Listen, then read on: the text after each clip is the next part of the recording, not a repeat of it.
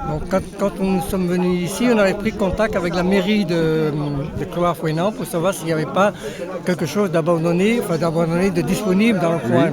Donc on nous avait orienté pour venir vers ici et on avait pris contact avec le propriétaire qui habitait à Paris, le comte Livre de Cheffontaine, qui a été d'accord tout de suite de nous prêter, parce que c'était pas une location, il nous prêtait des bâtiments ici, condition de restaurer plus ou moins et surtout d'entretenir l'environnement.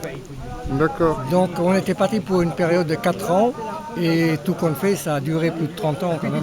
Et vous avez fait des travaux On a fait des travaux à l'intérieur, l'extérieur.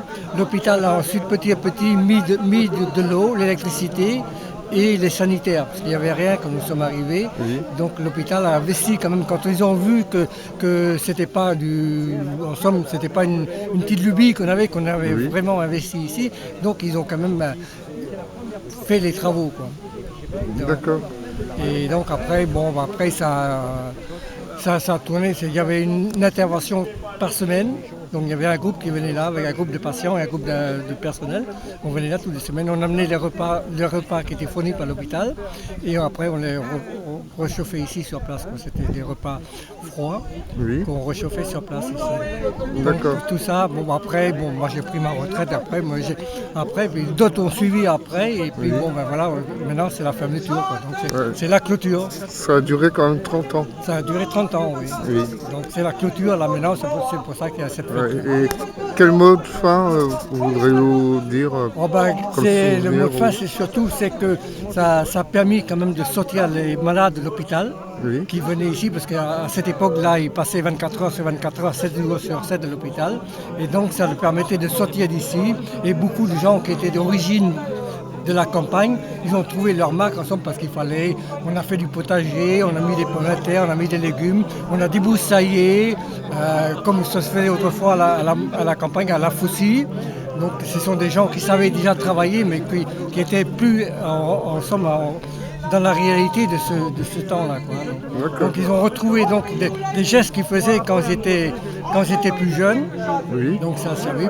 Ça a été quand même une façon thérapeutique aussi pour eux, quoi. Une bouffée d'air, quoi, en fait. Voilà, tout à fait. D'accord. Donc je pense que ça a été quand même une affaire très positive.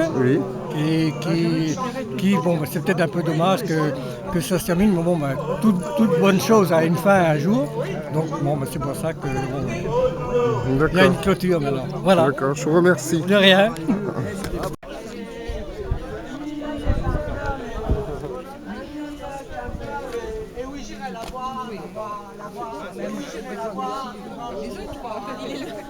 J'avais été le chercher dedans. Il y a plein de choses.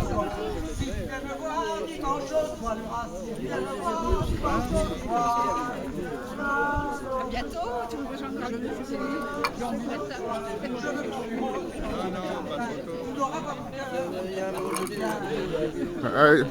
C'est pour un grand merci parce que vous avez été l'un des pionniers de la métairie. C'est grâce à vous qu'on a pu en profiter pendant 30 ans, quoi. C'est gentil de nous remercier et on est content pour vous, parce que si vous n'aviez pas été là, on n'aurait pas fait ça comme ça. On n'aurait pas été là. Ah oui. Ça a été un grand ensemble. Ah oui. C'est bien, merci. Merci.